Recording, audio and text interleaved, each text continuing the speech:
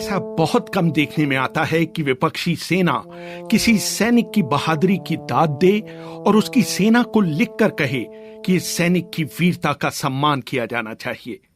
1999 के कारगिल युद्ध में ऐसा ही हुआ, जब टाइगर हिल के मोर्चे पर पाकिस्तानी सेना के कैप्टन कर्नल शेर खान ने इतनी बहादुरी से लड़ाई लड़ी कि भारतीय सेना भी उनके सामने नतमस्तक हो गई। उस लड़ाई को भारत की ओर से कमांड कर रहे ब्रिगेडियर एमपीएस बाजवा याद करते हैं। बाकी सारे काले सलवार कमीज में थे और ये जो है ऑफिसर, मैं कहा ये अफसर होगा क्यों, जो ट्रैक सूट में थे। 2 अफसर थे। बाद में हमें पता चला कि एक मेजर इकबाल है जो कि special service group commando forces का था, और एक था कैप्टन करनाल शेर खान जो कि 12 नलाई का था, वहां से जो 4875 की तरफ से आए थे। और उसने जो लीड किया अटैक को, तीसरी बार वो हमें धकेल के हेलमेट से लेके तो दोबारा इधर इंडिया गेट की तरफ हम पीछे विड्रॉ करना पड़ा, क्योंकि जो हमारे 2 जेसीओज वहाँ खत्म हो गए और ऑफिसर बहुत क्रिटिकली वुंडेड था, इसलिए हमें विड्रॉ करना पड़ा। जो 20 आदमी आगे भेजे थे।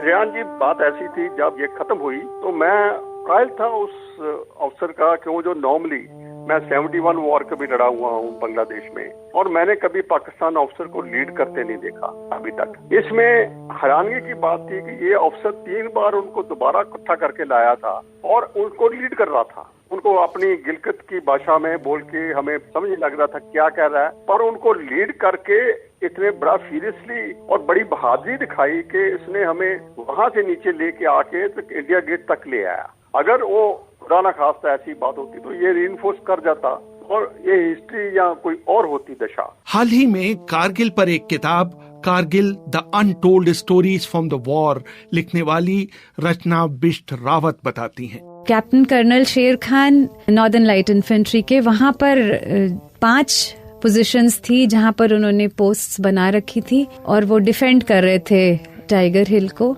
और जितने भी आर्मी के टॉप ब्रास हैं वो सब ओपनली ये कहते हैं कि बहुत मुश्किल था टाइगर हिल को वापस लेना। बहुत बहादुर थे वो और बहुत ही अच्छे सिपाही थे।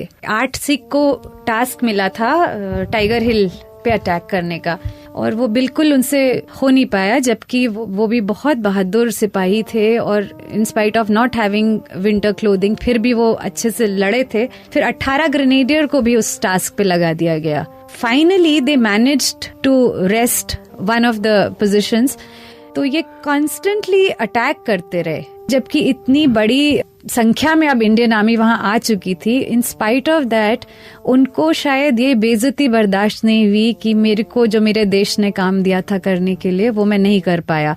और जो लोग ये बैटल देख रहे थे, जो इंडियन सोल्जर से लड़ रहे थे, तो वो सब कहते हैं कि ये सुसाइडल था। जो वो कर रहे थे वो खुद जानते थे कि इसमें सक्सेस नहीं हो सकता क्योंकि they were completely outnumbered, but in spite of that उन्होंने रिट्रीट नहीं किया और वो बार बार अटैक करते रहे जब तक कि वो मरे नहीं। कैप्टन कर्नल शेर खान ने लगभग बाजी पलट दी थी, लेकिन तभी एक भारतीय सैनिक कृपाल सिंह ने उन्हें अपनी मशीन गन का निशाना बनाया। ऑफिसर को अखीर पे 10 गज से मैंने फिर वो लड़का जो हमारा था एक स्पाइस कृपाल सिंह, वो वुंडेड था, पर वो उठ के और उन्होंने बाकियों ने बस्ट मार के बड़ी मुश्किल से उसको खत्म किया।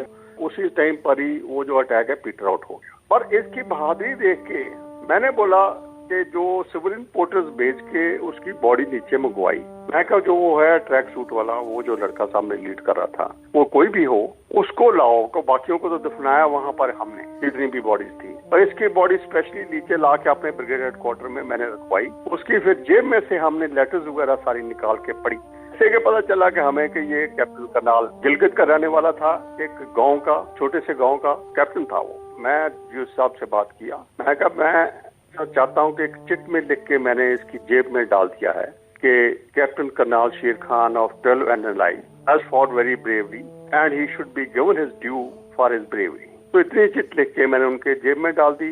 कैप्टन कर्नल शेर खान का जन्म उत्तर पश्चिम सीमांत प्रांत के एक गांव नवाकिले में हुआ था। उनके दादा ने 1948 के कश्मीर अभियान में भाग लिया था। उन्हें वर्दी पहने हुए सैनिक पसंद थे। उनके जब एक पोता हुआ तो उन्होंने उनका नाम कर्नल शेर खान रखा। शेर खान का नाम ही कैप्टन कर्नल शेर खान था, जो हमेशा I was initially very confused कि ये कैप्टन थे या कर्नल थे। तो फिर बाद में पता चला कि वो जब पैदा हुए तो उनके माता पिता ये चाहते थे कि ये फौज में जाएं और कर्नल की रैंक तक तो जाएं ही जाएं, तो उन्होंने उनका नाम ही कर्नल रख दिया। तो शुरू से ही शायद उनमें भी ये जज्बा था कि वो सिपाही बनेंगे। जब कर्नल शेर खां का नाम रखा गया तो उनके पिता और दादा को ये अंदाजा नहीं था कि इस नाम की वजह से उनके पोते की जिंदगी में कई उलझनें आएंगी। कारगिल पर मशहूर किताब witness to blunder, Kargil story unfolds लिखने वाले कर्नल अशफाक हुसैन लिखते हैं, कर्नल शेर खां के नाम का हिस्सा था और वो उसे बहुत गर्व से इस्तेमाल भी करते थे। जब वो फोन उठाकर कहते थे लेफ्टिनेंट कर्नल शेर स्पीकिंग, तो फोन करने वाला समझता था कि वो कमांडिंग ऑफिसर से बात कर रहा है और वो उन्हें सर कहना शुरू कर देता था। तब शेर मुस्कुराकर कहते थे कि वो लेफ्टिनेंट शेर हैं। मैं अभी आपकी बात कमांडिंग ऑफिसर से करवाता हूँ। कर्नल शेर ने अक्टूबर 1992 में पाकिस्तान मिलिट्री एकेडमी ज्वाइन की थी। जब वो वहां पहुंचे तो उन्होंने दाढ़ी रखी हुई थी। उनसे कहा गया कि वो दाढ़ी कटवा दें, लेकिन उन्होंने साफ इनकार कर दिया। उनके आखिरी सत्र में उनसे फिर कहा गया कि आपका प्रदर्शन अच्छा रहा है, अगर आप दाढ़ी कटवा दें तो आपको अच्छी जगह पोस्टिंग मिल सकती है, लेकिन उन्होंने फिर इनकार कर दिया। उनसे 1 साल जूनियर रहे कैप्टन अलीउल हसनैन बताते हैं, पाकिस्तान मिलिट्री अकादमी में सीनियर रैगिंग के दौरान जूनियर्स के लिए गालियों का इस्तेमाल करते थे, लेकिन मैंने शेर खां के मुंह से कभी कोई गाली नहीं सुनी। उनकी अंग्रेजी बहुत अच्छी थी और वो दूसरे अफसरों के साथ स्क्रैबल खेला करते थे और अक्सर जीतते भी थे। जवानों के साथ भी वो बहुत आसानी से घुल मिल जाते थे और उनके साथ लूडो खेलते थे। कैप्टन कर्नल शेर खां में शुरू से ही देशभक्ति का जज्बा था। इसका जिक्र करते हुए उनके छोटे भाई ने एक बार कहा था, हमारे भाई हमेशा ये कहा करते थे, मैं 2 शेर पुश्तों की और सुनाता हूँ ताकि हमारे भाई पठान जो है वो भी समझ लें। मुठे खावरी द वतन बपिवर नकम कपसर द मके टोल वतन खतनशी और खपल खावरा बपखपल विनो पालम कहाजत कुर्बानी जमाद तनशी। तर्जुमा कुछ इस तरह है, अगर सारी दुनिया जन्नत बन जाए तो मैं अपने वतन की मुट्ठी भर मट्टी इसके बदले में नहीं दूंगा। अगर इसे मेरे खून की जरूरत पड़ जाए, इसकी अबियारी मैं अपने खून से करूंगा और अपने जान का नजराना देकर इसकी हिफाजत करूंगा। जनवरी 1998 में वो डोमेल सेक्टर में तैनात थे। जाड़े में जब भारतीय सैनिक पीछे चले गए, उनकी यूनिट चाहती थी कि उस ठिकाने पर कब्जा कर लिया जाए। अभी वो इस बारे में अपने आला अफसरों से इजाजत लेने के बारे में सोच ही रहे थे कि कैप्टन कर्नल शेर खां ने सूचना भिजवाई कि वो चोटी पर पहुंच चुके हैं।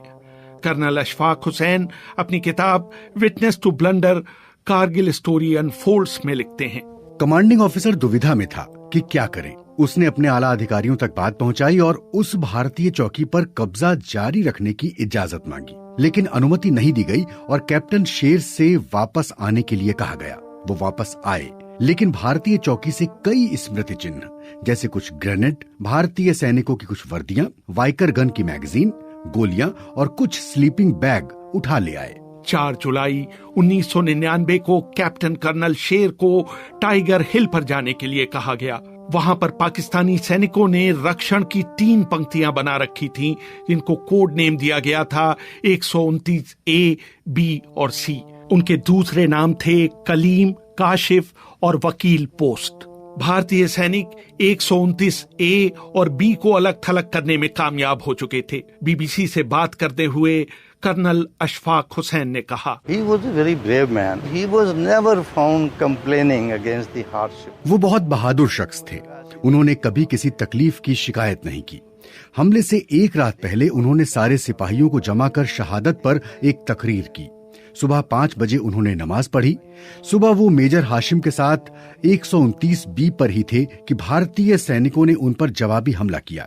खतरनाक हालात से बचने के लिए मेजर हाशिम ने अपने ही तोपखाने से अपने ऊपर गोले बरसाने की मांग की। जब विपक्षी सैनिक बहुत पास आ जाते हैं तो अक्सर उनसे बचने के लिए इस रणनीति के तहत इस तरह की मांग करते हैं। हमारी तोपों के गोले उनके चारों तरफ गिर रहे थे। पाकिस्तानी और भारतीय जवानों की हाथों से लड़ाई हो रही थी। तभी एक भारतीय जवान का एक पूरा बर्स्ट शेर खां को लगा और वो नीचे गिर गए। शेर खां को उनके साथियों के साथ शहादत मिली।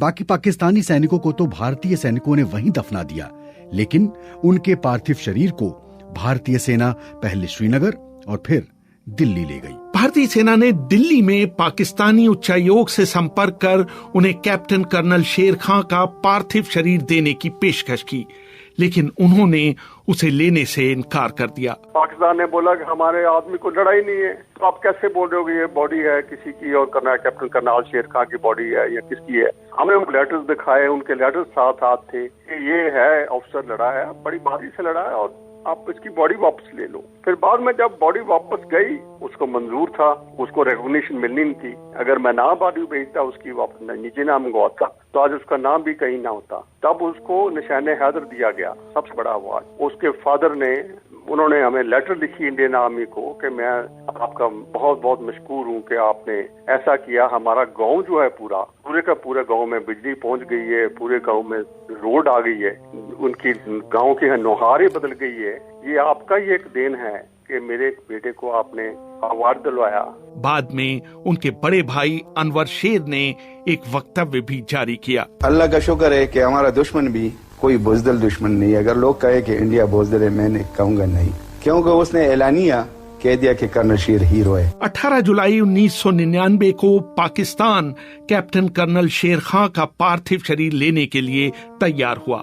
उसे पहले कराची, फिर इस्लामाबाद और फिर पाकिस्तानी वायुसेना के विमान से उनके पुश्तैनी गांव ले जाया गया, जहां हजारों लोगों ने आंसू भरी आंखों से उन्हें अंतिम विदाई दी। कई साल बाद उनके भाई अनवर शेर ने एक समारोह में बोलते हुए कहा था, असल में मैं तकरीबन 1974 से बाहर हूँ। मोबाइल वहाँ काम नहीं करते जहाँ मैं रहता हूँ, तो मैं आया सोए PCO में। मेरे वालिद मेरे भाई की तीसरे दिन थी, तो वहाँ पर जब फोन मैंने किया, आकर मैं गाड़ी में बैठा, एक जो होटलों में जो काम नहीं करते यहाँ पर कैफेटेरिया में, एक बच्चा था छोटा सा, तो एक रेडी वाले के साथ वो खड़ा था, बातें कर रहा था। मैं उसकी तरफ देख रहा था कि ये क्या बोलते हैं। तो रेडी वाले को बताते कि पता है 1 घंटे के अंदर अंदर आर्मी ने नवाकली से लाइन लाकर उसके गांव तक पहुंचा दिया टेलीफोन की। तो मैंने उस बच्चे से पूछा कि इधर आओ बेटा, क्या बात है, क्या हुआ है? तो उसने कहा तुम्हें पता नहीं है? मैंने बोला नहीं। बोलते हमारे शेर मामू शहीद हुए। मैंने बोले शेर कौन था? कहते हैं कि ये तो हमारे सवाबी का शेर था। तो मैंने सोचा आप क्यों इतने खुश हैं? कहते हैं इतनी मर्दानगी से वो शहीद हुआ है कि हमें फख्र है। आज भी आप जाकर वही हमारे इलाके में हमारे तकरीबन अफीसर साहब सारे आए थे उसके जनाजे पे। एक बच्चे के मुंह से यही आवाज़ आती है, यही बोलते हैं कि मैंने कैप्टन शेर बनने का है। तो हमें इससे ज्यादा खुशी और कोई नहीं। हक के शहीदों वफा की तस्वीरों, तुम्हें वतन की हवाएं सलाम कहती है। रेहान फजल, BBC, दिल्ली।